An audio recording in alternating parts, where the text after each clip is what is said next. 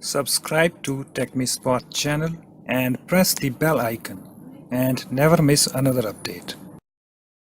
Hi guys, in this tutorial I'm going to show you how to find your Google Chrome version number. Okay, so you just need to open your Google Chrome web browser and click on this three dots over here and just hover your mouse on this help and click on this about Google Chrome.